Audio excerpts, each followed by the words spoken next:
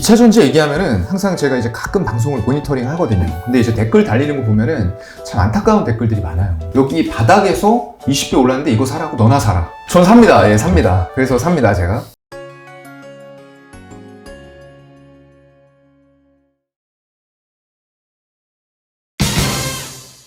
IT 하면 또 소부장, 또 반도체 관련해서는 이제 또 소부장 밸류체인 라인이 워낙 한국에도 많지 않습니까? 맞아요. 어떻게 보면 이제 대형주도 못 가다 보니까 지금 중소형주도 같이 힘을 못 받고 있는 상황인데 어떻게 보면 역발상으로 소부장, IT 소부장은 진짜 작년부터 계속 힘들었거든요. 힘들었어요. 지금도 계속 안 오르는 분야 중에 하나일 겁니다. 네네. 2차전지 오르는 와중에도 IT 소부장은 계속 안 올랐는데 맞아요. 2차전지 소부장 중에서는 그래도 그냥 차트만 보자면 좀 더 이 저가 매수권, 월봉상으로도 좀 매력적 구간들을 보이는 종목들이 좀 있습니다. 뭐 그런 종목들에 대해서 좀 몇 개 정도 좀 말씀을 해보실 수 있을까요? 글쎄요. 근데 이게 매력적이라고 보이는 종목들은 이제 2차 전지가 연결이 돼 있다거나 로봇 쪽이 부가적으로 이런 반도체 소부장에서 더 뻗어나가는 밸류를 땡겨 올 수 있는 이런 업체들이 주가 흐름들이 나타났어요, 이미. 소부장이라고 전부 다 죽어 있는 건 아니고요. 지금 뭐 보시게 되면은 이제 동신세미캠 같은 경우에도 이게 2차 전지 쪽으로 또 연결이 되다 보니까 흐름 자체가 나쁘지 않습니다. 네, 아주 죽었다고 보기도 조금 힘들 것 같고요. 이게 월봉 차트 같은 경우인데 물론 고가 대비해서는 밀렸지만 계속 밑으로 막 120월선까지 밀리고 이런 건 아니라는 거죠. 이 정도에서 멈추고 또 2차 전지의 밸류를 받으면서 이런 식으로 올라오는 종목들이 분명히 있고요. 거기다가 고용 같은 쪽들도 꾸준하게 반도체 쪽이 좋은 상황에서 또한 로봇 쪽으로도 이런 종목들은 연결이 돼요. 근데 주가는 역시나 이제 올라갔던 부분 31,000원까지 갔다가 이것도 많이 빠지긴 했습니다.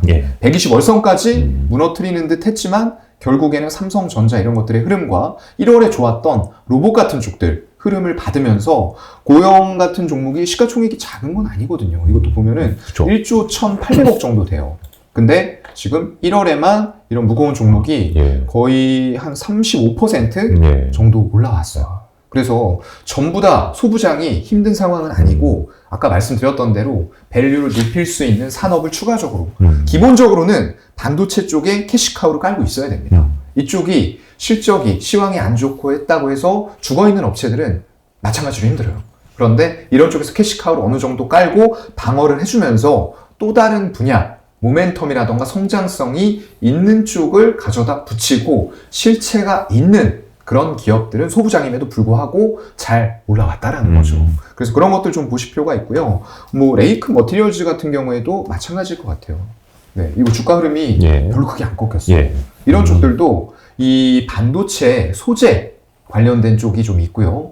여전히 이쪽이 태양광 쪽으로도 좀 연결이 됩니다. 그런데 태양광의 매출 비중이 아직까지 높진 않아요. 한 18% 정도 되고 여전히 반도체 소재의 매출 비중이 57%에 달하는 기업인데 이런 쪽들이 어려운 시기에도 실적 방어를 엄청나게 잘 해왔다라는 거예요. 이 재무제표를 잠깐 보시게 되면은 연간으로 봤을 때 이런 식으로 2020년에 26억, 47억의 영업이익을 연간으로 냈었는데 21년에 207억이 나왔어요. 폭발적으로. 네, 그리고 작년에도 354억이 나왔어요. 이것만 숫자만 봐서는 너 정말 반도체 소재 관련 기업 맞니? 라고 생각을 할 수밖에 없는데 이런 기술력을 바탕으로 해서 전구체 사업이라던가 이런 쪽들 TMA라고 해서 트리멘트나 알루미늄이에요. 이거는 소재, 알루미늄 가공 기술, 반막으로 사용되는 이런 부분들 그리고 기존에 해왔었던 LED 사업이 좋지가 않은 시황임에도 불구하고 그걸 다른 쪽으로 이걸 돌릴 수가 있는 이게 LED 쪽인데 전구체라는 걸 쓰거든요. 그 전구체는 모든 산업의 기초 소재가 될 수 있는 거예요. 그렇다 보니까 좋은 태양광 쪽으로 이런 것들을 바꿔서 사용할 수가 있다는 거죠. 그런 장점을 가지고 이렇게 실적이 계속 잘 나오고 있고 주가 흐름도 그거에 맞춰서 반도체 쪽이 비중이 거의 60%가 됨에도 불구하고 그렇게 나쁘지 않은 주가 흐름을 보여주고 있다. 그래서 지금 당장은 여러분들이 이제 반도체만 하고 이런 쪽보다는 조금 더 다른 분야로 갔는데 거기에서 숫자가 안 나오는 게 아니고 숫자가 나오는 기업들 이런 것들 위주로 좀 찾아보시는 연습을 해보시면 좋을 것 같습니다. 자, 그러면 요것도 그 차장님의 전공 분야 한번 네. 여쭤보도록 하겠습니다. 2차전지 및 소재 업종인데요. 네. 야, 이건 뭐 작년부터 뭐 계속 강조해 주신 부분이고, 네. 예, 이건 빠질 때마다 뭐 장기적인 성장 전망을 보고 사면 된다. 이렇게 말씀을 주셨는데, 예. 뭐 대표적인 게 이제 배터리셀 3사, 대형주, 네. LG엔솔과 삼성 SDI 그리고 SK 이노일 텐데요. 일단은 요 세 개 대형사 중에서도 이제 네. 외국인들 2월 수급만 기준으로 보면 네. SK 이노는 팔고 엔솔이랑 SDI는 사는 모습을 보여줬는데 네네. 이게 어떻게 보면 투자자들이 이 세 개 회사를 보는 네. 지금 시각과 그대로 좀 닮아있지 않나 이 생각이 드는데 맞아요. 예, 차장님께서는 이 세 개 회사 뭐 경쟁력이라든지 향후 네. 수주라든지 뭐 수율 문제 뭐 이런 거에 대해서 좀 한번 말씀 어떻게 보시는지 궁금합니다. 네. 일단 이 2차 전지 얘기하면은 항상 제가 이제 가끔 방송을 모니터링 하거든요. 근데 이제 댓글 달리는 거 보면은 참 안타까운 댓글들이 많아요. 이거를 어느 때 얘기하건 항상 그런 댓글들은 달립니다. 여기 바닥에서 20배 올랐는데 이거 사라고 너나 사라. 전 삽니다. 예, 삽니다. 그래서 삽니다, 제가. 예, 그분들이 안 사시기 때문에 제가 사는데, 글쎄요. 이건 이제 이 산업 자체에 대한 이해도가 조금은 더 필요하지 않을까라고 생각을 해요. 지금 이제 미국에서 가열차게 2차 전지 관련돼서 전기차 산업을 폭발적으로 밀고 있습니다. 그렇다 보니까 어떤 걸 시행을 하죠? 인플레이션 감축 법안이 시행되는 올해가 본격 한 해예요. 그러면서 미국 쪽의 전기차 보급률이라던가 침투율이 엄청나게 높아질 거란 얘기죠. 어느 회사들에 의해서? 예전에는 전기차는 테슬라 이 공식이 성립이 됐어요. 근데 더 이상 그게 아니거든요. 왜냐? 전 세계의 자동차 업체들, 특히나 미국 쪽의 공장들이 지금 우리나라의 배터리 3사라던가 이런 쪽들과 조인트 벤처 아니면 공장, 설립 이런 식으로 10곳이 넘게 추진이 되고 있어요. 도대체 미국이 왜 완성차 업체들이 뭐가 아쉬워서 한국의 밸류체인에게 손을 내밀어서 우리한테 제발 좀 하이니켈 배터리 좀 줄래? 라고 하는 걸까요? 그거를 좀 잘 생각을 해보셔야 될 것 같아요. 얼마 전에 중국 쪽 CATL 하고 포드 손잡는다고 나오면서 기자분들이 막 글을 쓰셨어요. K배터리 위험한 거 아니야? 제가 딱 나가서 얘기했죠. 안 위험합니다. 안 위험합니다. 왜 위험합니까? 제대로 이해를 못 하셔서 그래요. 근데 이거에 대해서 되게 궁금하실 것 같아요. 네. 포드가 결국 포드했네. 네, SK 맞아요. 이노가 좀 SK 온이 시원치 않으니까 네. 포드 CATL로 갈아탄 거 아니냐 뭐 이런 얘기 많이 네. 나왔거든요. 예. 근데 갈아타기보다는 일단은 CATL은 제대로 아직도 811 하이니켈 기준으로 말씀을 드리는 거예요. 니켈 비중이 80% 이상이 되는 배터리에 대해서 제대로 수율을 뽑아낼 수 없다라고 저는 생각을 해요. 기술력의 차이가 그만큼 있어요. 근데 포드가 노리는 건 뭐냐? LFP 배터리예요. 리튬 인산철. 저가형 배터리라고 우리가 부르죠. 그래서 포드가 전환한 지 얼마 안 됐어요. 근데 이미 시장은 누구한테 미국이 다 뺏겼다? 테슬라. 테슬라가 예전에 막 80% 이상씩 점유율 가져가고 있었죠. 거기서 많이 파는데 테슬라가 지금 보조금 이런 정책에 맞춰서 지금 뭐 하고 있죠? 점유율이 자꾸 줄어드니까 가격이 나가고 있잖아요. 또 사실 또 뭐 네. 살짝 또 올리기도 했습니다만 네. 그게 맞춰서 하는 거예요. 예. 보조금 혜택 나오는 거 세세하게 보면서 우리가 여기서 얼마 정도만 내리면 보조금 혜택 받을 수 있을 것 같은데? 라고 하면 거기까지만 내려주고 여기에서 또 정책이 바뀌어서 이 정도까지 보조금 혜택 줄 거야 하면은 얄밉게 또 올려요. 그렇게 할 수 있는 이유가 뭡니까 도대체?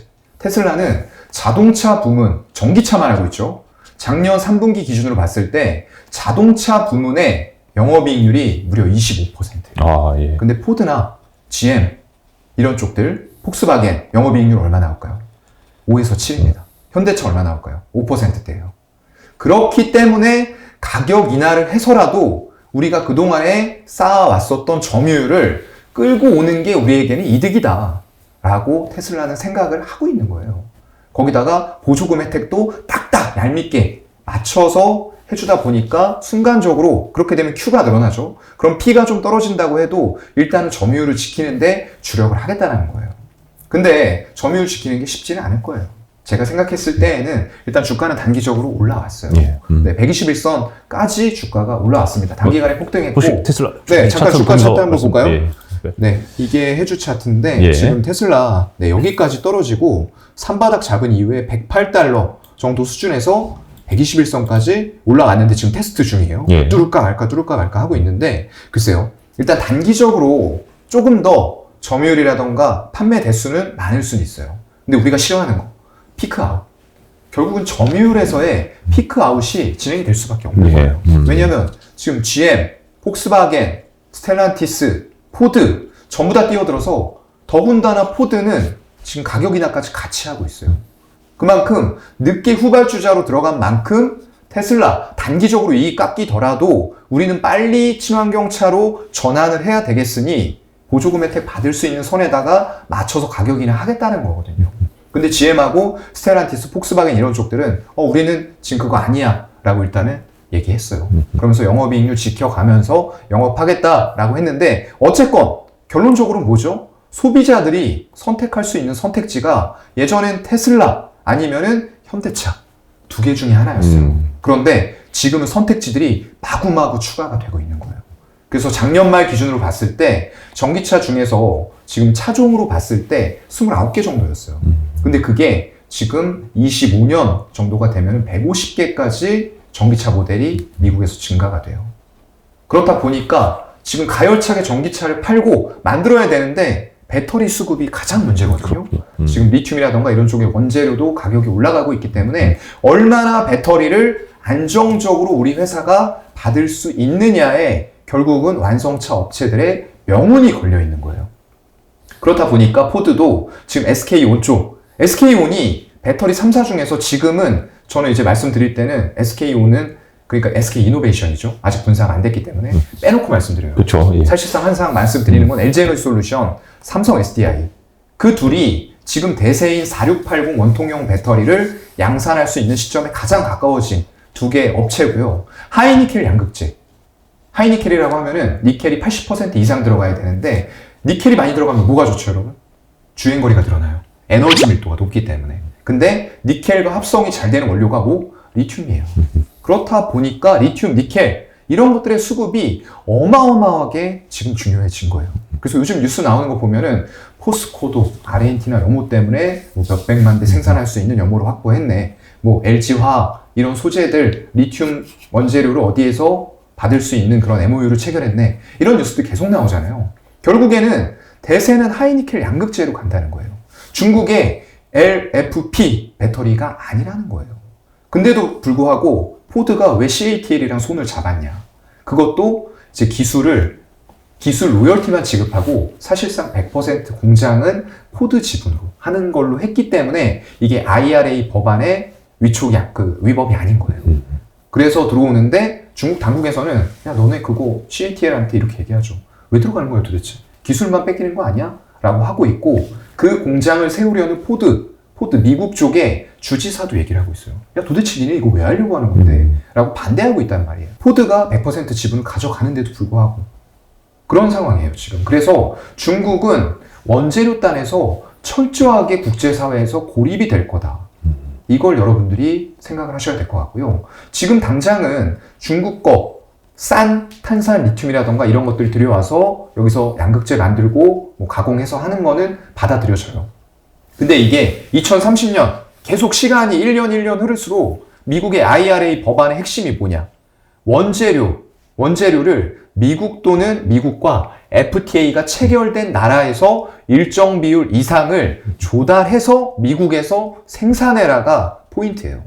근데 그 비율이 40%에서 60%, 80%, 100% 계속 올라간단 말이죠. 그럼 지금 23년이죠? 포드가 CATL하고 손잡아서 공장 세우는데 몇 년 걸릴까요? 한 3년? 3년? 3년 걸리겠죠. 예. 3년 빠르면 3년 걸린다고 생각해 보세요. 그러면은 그때 되면 26년이죠. 예. 그럼 그때 조달을 결국에는 중국에서 값싸게 받아와서 CATL이 여기에서 배터리 만들고 로열티를 수취를 할 구조가 돼야 될 텐데 과연 실익이 있을까요? 그리고 중국에서 그 원재료 들어와서 하면은 보조금 혜택 받을 수 있나요? 못 받을 가능성이 생긴다는 거예요, 여러분. 그래서 중국 당국에서도 하지 말라는 거고 결국에 포드가 원하는 건 우리가 하이니켈 배터리뿐만 아니라 엔트리 모델, 저가형 모델인 LFP 리튬 인산 철 배터리도 라인업에 갖춰놓고 같이 팔겠다라는 생각하고 있는 건데 여러분 생각해 보세요. 미국은 어떤 차가 많이 팔리죠? 픽업 트럭이죠. 픽업 트럭이 21년 기준으로 봤을 때 모델 중에서 1위부터 3위까지가 픽업 트럭이에요. 그 뒤로도 뭐가 많이 팔리죠? SUV, 중대형 이런 것들 많이 팔려요. 그런데 중국 로컬 업체에 들어가는 것처럼 LFP 배터리를 탑재를 거기에다 한다? 말도 안 되는 거죠. 말도 안 돼요. 출력 자체도 그렇고 에너지 밀도도 그렇고 하이니켈 배터리가 정답이기 때문에 중국의 CATL이나 BYD가 전 세계 점유율을 많이 가지고 가는 그런 업체임에도 불구하고 그런 쪽들의 완성차 업체들이 우리 한국 배터리 3사와 하려고 하는 이유가 바로 하이니켈 배터리의 기술력이에요.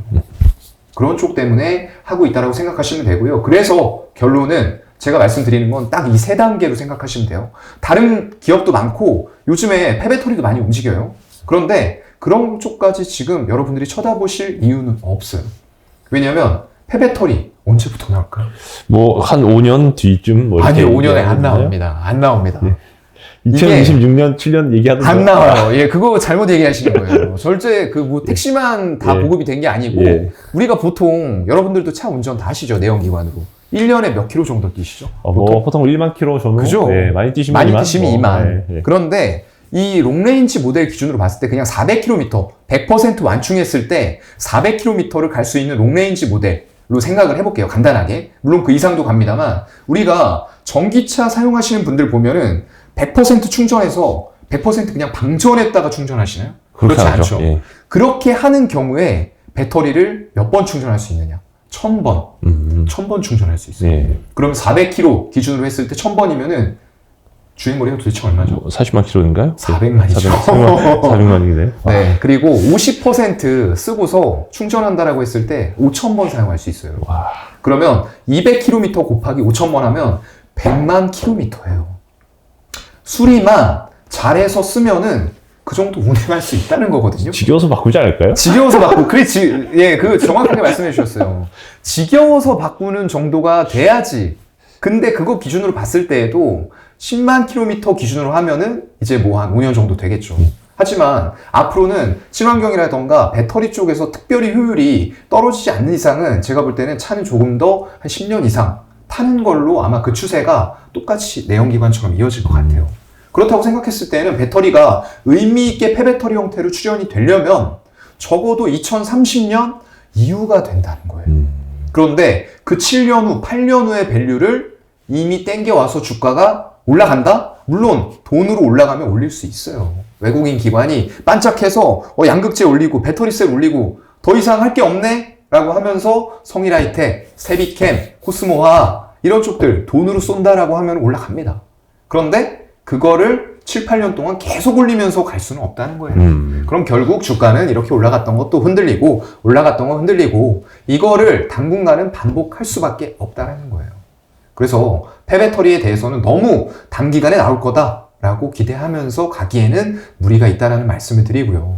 그래서 이제 셀 쪽 가장 이제 기본적으로는 완성차 업체가 이제 셀이 배터리라는 게 들어가잖아요. 배터리 셀 업체 봤을 때는 LG에너지솔루션, 삼성 SDI, SK 이노베이션을 지금 여기에다 껴드릴 수 없는 이유는 명확합니다. 첫 번째가 수율이 안 나와요. 네. 그래서 이 수율을 잡는 게 여러분들 생각보다 굉장히 어려워요. 같은 설비를 국내에다가 설치를 해도 그리고 국내에 설치해서 수율이 나왔던 이런 장비를 해외에다가 그대로 공장 지어서 설치해도 수율이 안 잡혀요. 이건 근데 SK 이노베이션만의 문제가 아니고요. LG에너지솔루션도 몇 년 전에 똑같이 다 경험했던 것들이에요. 그렇기 때문에 이게 결국 인력의 문제 그런 것들도 같이 들어가야 되기 때문에 수율을 먼저 잡아야 되는 부분들이 있을 거고요. SK이노베이션은 아마 한 70% 정도의 수율을 잡는 것으로 제가 알고 있어요. 근데 다른 업체들은 뭐 지금 95 막 이렇게 잡다 보니까 그만큼 내가 많이 대량 생산 캐파를 가지고 있어도 이게 양품 비율이 그만큼 안 나오는 거예요. 그렇다고 하면은 지금 포드가 하이니켈 배터리를 SK온에서 받아요. 그런데 야 우리 이제 급격하게 모델 늘려가지고 많이 만들 거야. 그래서 너 배터리 이만큼 줘야 되는데 얘네가 수율을 못 잡는 거야. 그러면은 배터리 수급에 차질이 생기고 이쪽에서 목표로 하고 있는 25년에 뭐 연간 60만 대 양산 목표 이런 것들을 맞출 수가 없게 되겠죠.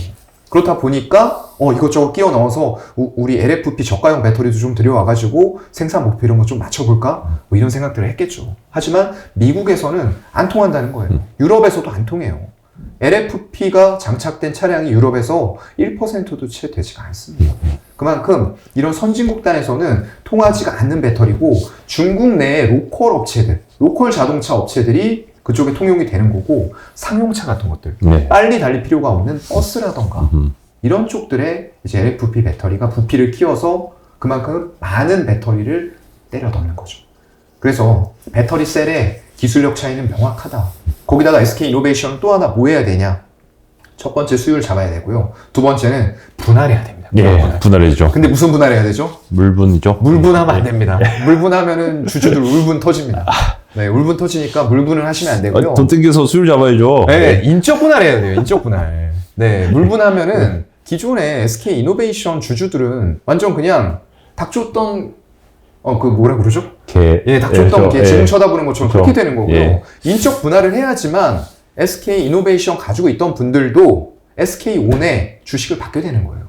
그래서 절대적으로 분할을 하려면 인적 분할이 들어가야 되고요. 그리고 그 뒤에 주주들한테 다 배정된 이후에 어떤 걸 해야 되죠? 우리 이제 정유 사업부 떼냈어. 우리 이제 배터리만 하는 회사야. 라고 하면 그만큼 가치평가의 기준이 달라진다는 거예요. 외부에서 이 기업을 보는. 그래서 이번에도 자금 조달 이런 것들이 SK 이노베이션으로 하니까 제대로 안 됐어요. 근데 이런 것들이 정유사, 실적 변동이 생길 수 있는 부분을 떼어내고 수율이 잡힌다 라고 했을 때는 온전한 밸류를 받을 수 있는 상태가 된다는 겁니다. 그래서 LG에너지솔루션 처음에 상장했을 때 여기다 도대체 왜 CATL의 밸류를 갖다 붙여? 라고 하시는 분들 제가 많이 봤어요. 즉 그분들을 좀 이해를 할 수가 없더라고요. 기술력의 차이를 정확하게 인지를 못하고 계셨던 거죠. 그렇기 때문에 SK온도 결국엔 수율 잡습니다. 시간이 필요할 뿐이지. 그런데 두 가지 조건이 선행이 돼야지만 제가 배터리 3사 중에서 살 수 있는 배터리사로 좀 끼워 넣을 수 있을 것 같아요. 그래서 배터리 셀이 가장 위에 있고요. 이 배터리 셀을 만드는데, 배터리 만드는데 가장 중요한 물질 하나가 뭐죠? 양극재예요. 배터리 원가 비중에 누군가는 50이라고 얘기도 하고요. 60이라고 얘기도 해요. 누군가는 40이라고 얘기도 하고요. 대략 평균 내서 50으로 잡으면 정말 어마어마한 양이 됩니다. 우리나라 배터리 3사의 배터리 수주 잔고 지금 얼마 얘기 나오죠 올해? 100조 원. 100조 원이 아니고 1000조 원. 1000조 원 얘기 나와요. 100조 달러니까. 네. 그럼 1000조 원 중에서 자 양극재 50% 잡으면 얼마? 500조. 500조. 어마어마하네요. 그거 하고 있는 기업이 우리나라에 다 있어요. 이러니까 안 좋아할 수가 없죠. 에코프로 BM, LNF, 포스코 케미칼 이런 기업들이 다 가져가는 거예요. 그러니까 그런 기업들을 보자라고 말씀드렸던 거고, 포스코 케미칼이 더 탄력 있게 올라갔던 건 대규모의 양극재 수주와 더불어서 포스코 그룹의 수직 계열화가 잘 되어 있죠. 포스코 홀딩스가 뭐예요죠? 아르헨티나 염호, 완벽한 고순도 염호예요. 981mg이 바닷물 1리터당 들어가 있는 초고순도의 염호예요. 이런 것들에서 이제 탄산 리튬, 인산 리튬 형태로 먼저 뽑아와요. 그 다음에 탄산 리튬 가공, 그리고 그걸 그 수산화 리튬으로 가공해서 포스코 케미칼로 넘겨주죠. 그럼 거기에서 양극재 제조. 이런 것들이 돼 있다 보니까 지금 포스코 홀딩스가 올라가는 거고, 포스코 케미칼이 에코프로 비행과 LNF가 힘들었던 시기에 쫙쫙 뽑고 올라갔던 이유. 그리고 삼성 SDI가 대규모의 양극재 공급을 받는 계약을 체결했던 이유가 이런 안정적인 염호를 일단은 보유하고 있기 때문에 그런 것들이 이루어졌던 거죠.